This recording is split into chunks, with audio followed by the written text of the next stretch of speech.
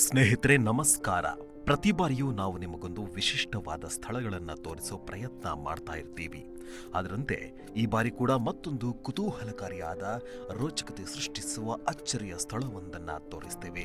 ಅದಕ್ಕೂ ಮೊದಲು ನೀವು ನಮ್ಮ ಚಾನೆಲ್ನ ಸಬ್ಸ್ಕ್ರೈಬ್ ಮಾಡದಿದ್ದರೆ ಈ ಕೂಡಲೇ ಸಬ್ಸ್ಕ್ರೈಬ್ ಮಾಡಿ, ಲೈಕ್ ಮಾಡಿ, ಶೇರ್ ಮಾಡಿ. ಸ್ನೇಹಿತರೆ, ಈ ದೇವಾಲಯಕ್ಕೆ ಹೊರಡೋ ಮೊದಲು ನನ್ನಲ್ಲಿ ಅನೇಕ ಪ್ರಶ್ನೆಗಳು ಹೊಟ್ಟುಕೊಂಡಿದ್ದವು. ಅದಕ್ಕೆ ಕಾರಣವೂ ಇದೆ. ನಾವು ಬೇರೆ ಬೇರೆ ರೀತಿಯಲ್ಲಿ ಮನುಷ್ಯರ ಜಾತಕವನ್ನ ಹಾಗೂ ಭವಿಷ್ಯವನ್ನ ಹೇಳೋದನ್ನ ಕೇಳಿದ್ದೀವಿ. ಆದರೆ ಇಲ್ಲಿ ಸಾವಿರಾರು ವರ್ಷಗಳ ಹಿಂದೆಯೇ ನಮ್ಮ ಭವಿಷ್ಯವನ್ನ ಬರೆದಿಟ್ಟಿದ್ದಾರಂತೆ. ಇದೇ ಕುತೂಹಲದ ಮೇಲೆ ಅಂದು ಸಂಜೆ ಸುಮಾರು 7 ಗಂಟೆಗೆ ಸರಿಯಾಗಿ ಬೆಂಗಳೂರಿನಿಂದ ನನ್ನ ಪಯಣ ತಮಿಳುನಾಡು ಕಡೆಗೆ ಹೊರಟಿತ್ತು.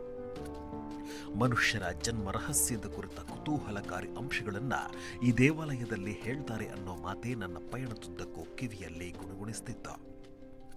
ಹೇಗೋ ಬೆಳಗಿನ ಜಾವದ ಹೊತ್ತಿಗೆ ಶತಮಾನಗಳಷ್ಟು ಇತಿಹಾಸವನ್ನ ಹೊಂದಿರುವ ತಮಿಳುನಾಡಿನ ಪರಮ ಪವಿತ್ರವಾದ ದಿವ್ಯ ಕ್ಷೇತ್ರಕ್ಕೆ ನಾವು ಬಂದು ತಲುಪಿದ್ವಿ. ಇದು ಅಂತಿಂಥ ಸಾಮಾನ್ಯ ದೇಗುಲವಲ್ಲ. ಇದು ಮನುಷ್ಯರ ದೇಹಗಳಿಗೆ ಬರುವ ರೋಗ ರುಜಿನಗಳನ್ನು ಹೊಡೆದೋಡಿಸಿ ರೋಗ ನಿರೋಧಕವಾಗಿ ನಮ್ಮ ಜೀವನದಲ್ಲಿ ಬರುವ ಭಗವಾನ್ ವೈದ್ಯನಾಥೇಶ್ವರನ ನೆಲ, ಅರ್ಥಾತ್ ವೈತೀಶ್ವರನ್ ಕೊಯಿಲ್ ಅಂತಾನೆ ಪ್ರಸಿದ್ಧಿಯಾಗಿದೆ. ವೈತೀಶ್ವರನ್ ಕೊಯಿಲ್ ದೇವಸ್ಥಾನ ದ್ರಾವಿಡ ಶೈಲಿಯಲ್ಲಿ ನಿರ್ಮಿಸಲಾದ ಅತ್ಯಂತ ಗಂಭೀರ ಮತ್ತು ಶಕ್ತಿಪೂರ್ಣ ದೇಗುಲಗಳಲ್ಲಿ ಒಂದಾಗಿದ್ದು, ದೇವಾಲಯಕ್ಕೆ ಪ್ರವೇಶಿಸಿದಾಗ ನಮಗೆ ಮೊದಲು ಕಾಣುವುದೇ ಅಗಾಧವಾದ ಗೋಪುರ. ಎತ್ತರಕ್ಕೆ ಎದ್ದಿರುವ 7 ಸ್ತರಗಳ ಈ ಗೋಪುರವು ದೇವಾಲಯದ ಪುರಾತನ ವಾಸ್ತುಶಿಲ್ಪಕ್ಕೆ ಸಾಕ್ಷಿಯಾಗಿ ನಿಂತಿದೆ. ಈ ಗೋಪುರವನ್ನು ನೋಡಿದ ಕ್ಷಣದಲ್ಲೇ ದೇವಾಲಯದ ಸಂಸ್ಕೃತಿ ಮತ್ತು ಆಧ್ಯಾತ್ಮಿಕ ಶಕ್ತಿ ನಮಗೆ ಗೋಚರವಾಗುತ್ತೆ. ಅಂದಹಾಗೆ ತಮಿಳುನಾಡಿನ ಮಯಿಲಾಡುತೂರೈ ಜಿಲ್ಲೆಯಲ್ಲಿ ಬರುವ ಈ ದೇವಾಲಯ ಭಾರತದ ಅತ್ಯಂತ ಪ್ರಾಚೀನ ಚಿಕಿತ್ಸಾ ಕ್ಷೇತ್ರಗಳಲ್ಲಿ ಒಂದಾಗಿ ಪರಿಗಣಿಸಲ್ಪಟ್ಟಿದೆ. ದಿವ್ಯ ಹಸ್ತ ಸ್ಪರ್ಶದಿಂದಲೇ ರೋಗವನ್ನ ಗುಣಪಡಿಸುವ ಶಕ್ತಿಯುಳ್ಳ ಶಿವನ ರೂಪವಾದ ವೈದ್ಯನಾಥೇಶ್ವರ ಇಲ್ಲಿ ಆರಾಧಿಸಲ್ಪಡುತ್ತಾರೆ. ಈ ಅದ್ಭುತ ದೇಗುಲದ ಇತಿಹಾಸ, ಪೌರಾಣಿಕತೆ, ವಾಸ್ತುಶಿಲ್ಪ ಮತ್ತು ಇಲ್ಲಿ ನಡೆಯುವ ಪೂಜೆಗಳು ನಮ್ಮನ್ನ ಅಲ್ಲೇ ಕಳೆದು ಹೋಗುವಂತೆ ಮಾಡುತ್ತೆ. ಅಂದಹಾಗೆ ಸದಾ ರೋಗಗಳಿಗೆ ಪರಿಹಾರ ಕ್ಷೇತ್ರವಾಗಿ ಪರಿಗಣಿಸಲ್ಪಡುವ ಈ ದೇಗುಲಕ್ಕೆ ಸಂಬಂಧಿಸಿದ ಅತ್ಯಂತ ಪ್ರಸಿದ್ಧ ಪುರಾಣದ ಘಟನೆಯಾದರೂ ಏನು ಅನ್ನೋದನ್ನ ನಾವು ನಿಮಗೆ ತಿಳಿಸ್ತೇವೆ. ಸ್ನೇಹಿತರೆ, ಈ ದೇಗುಲದ ಇತಿಹಾಸವನ್ನ ಕೆದಕೋದಾದ್ರೆ ನೀವು ರಾಮಾಯಣ ಕಾಲದಷ್ಟು ಹಿಂದಕ್ಕೆ ಚಲಿಸಬೇಕು. ರಾಮಾಯಣದಲ್ಲಿ ಬರುವ ಜಟಾಯುವಿನ ಕಥೆ ಅನೇಕರಿಗೆ ಗೊತ್ತಿರುತ್ತೆ. ರಾಮ ಮತ್ತು ರಾವಣ ಮುಖಾಮುಖಿಯಾಗುವುದಕ್ಕೂ ಮುನ್ನ ಸೀತೆಯನ್ನ ರಾವಣ ಅಪಹರಿಸುವ ವೇಳೆ ಜಟಾಯು ತನ್ನ ಜೀವವನ್ನೇ ಪಣಕ್ಕಿಟ್ಟು ಹೋರಾಡ್ತಾನೆ. ಆದರೆ ರಾವಣನ ಕಲ್ಲಿನಂಥ ಏಟಿಗೆ ಗಂಭೀರವಾಗಿ ಗಾಯಗೊಂಡು ಜೀವನ್ಮರಣ ಸ್ಥಿತಿಯಲ್ಲಿ ಹೋರಾಡ್ತಿದ್ದ ಜಟಾಯುವನ್ನ ಬದುಕುಳಿಸಲು ಸಾಕ್ಷಾತ್ ಶ್ರೀರಾಮನೇ ಇಲ್ಲಿರುವ ವೈದ್ಯನಾಥೇಶ್ವರನನ್ನ ಪ್ರಾರ್ಥಿಸಿದ್ರು. ರಾಮನ ಭಕ್ತಿಯಿಂದ ಜಟಾಯುವಿನ ದೇಹದ ಗಾಯಗಳೆಲ್ಲ ವಾಸಿಯಾದ ಬಳಿಕ ಈ ಕ್ಷೇತ್ರ ರೋಗ ನಿವಾರಕ ಕ್ಷೇತ್ರವಾಗಿ ಪ್ರಸಿದ್ಧಿ ಪಡೆಯಿತು ಎಂದು ಇಲ್ಲಿನ ಸ್ಥಳ ಪುರಾಣ ಹೇಳುತ್ತೆ. ಸ್ಕಂದ ಪುರಾಣದ ಪ್ರಕಾರ ಸುಬ್ರಹ್ಮಣ್ಯ ಸ್ವಾಮಿ ತನುಜವಾದ ಶಿವಕುಮಾರನು ಸೂರ್ಯನ ಶಾಪದಿಂದ ಬಳಲುತ್ತಿದ್ದಾಗ ಶಿವನಾದ ವೈದ್ಯನಾಥೇಶ್ವರನ ಅನುಗ್ರಹದಿಂದಲೇ ಆರೋಗ್ಯ ಪಡೆದಿದ್ದಾನೆ ಎಂಬ ನಂಬಿಕೆಯೂ ಇದೆ. ಇದೇ ಕಾರಣಕ್ಕೆ ಇಲ್ಲಿಗೆ ಪ್ರತಿ ವರ್ಷ ಲಕ್ಷಾಂತರ ಭಕ್ತರು ಭೇಟಿ ನೀಡಿ ತಮ್ಮ ಹರಕೆಗಳನ್ನ ತೀರಿಸಿಕೊಳ್ತಾರೆ.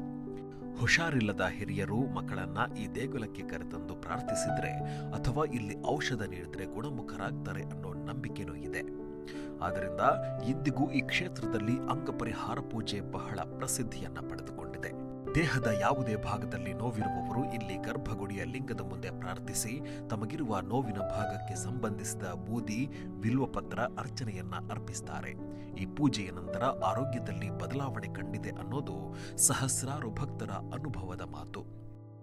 ಇನ್ನೊಂದು ಮುಖ್ಯ ಸಂಗತಿ ಎಂದರೆ ಪ್ರಧಾನ ಗರ್ಭಗುಡಿಯಲ್ಲಿರುವ ಶಿವಲಿಂಗ ಸಾಮಾನ್ಯ ಲಿಂಗವಲ್ಲ. ಇದು ರೋಗಗಳನ್ನ ಗುಣಪಡಿಸುವ ಶಕ್ತಿಯುಳ್ಳ ವೈದ್ಯನಾಥನ ಲಿಂಗ. ಇಲ್ಲಿ ಭಕ್ತರು ತಮ್ಮ ರೋಗ ನಿವಾರಣೆಗೆ ವಿಶೇಷ ಅಭಿಷೇಕ, ಅರ್ಕಗಳು, ಮಂತ್ರ ಚಿಕಿತ್ಸೆಗಳನ್ನ ಮಾಡಿಸ್ತಾರೆ. ಇಲ್ಲಿನ ಸಿದ್ಧಾಮೃತ ತೀರ್ಥಂ ಹೆಸರಿನ ಈ ಪುಷ್ಕರಣಿಯು ಬಹಳ ಪ್ರಸಿದ್ಧಿ ಹೊಂದಿದ್ದು ಇದನ್ನ ಗುಣಮುಖ ತೀರ್ಥ ಎಂದು ಕರೆಯುತ್ತಾರೆ.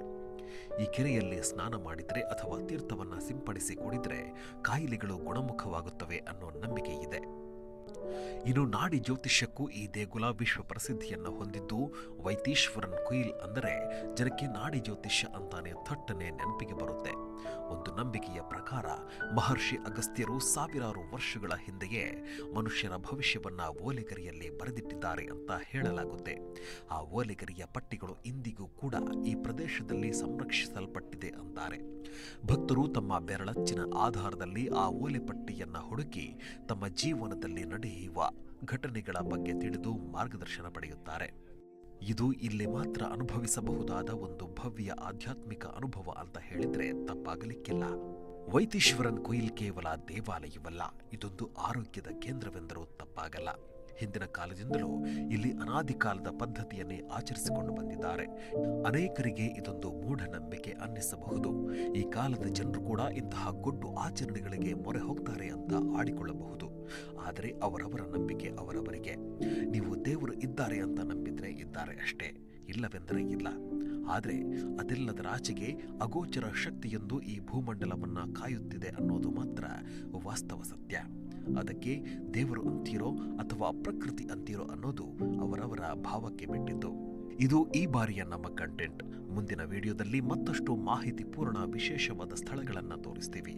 ಅದಕ್ಕಾಗಿ ನಮ್ಮ ಚಾನೆಲ್ನ ಸಬ್ಸ್ಕ್ರೈಬ್ ಆಗಿ ಬೆಲ್ ಬಟನ್ ಒತ್ತಿ ಶೇರ್ ಮಾಡಿ. ಧನ್ಯವಾದಗಳು.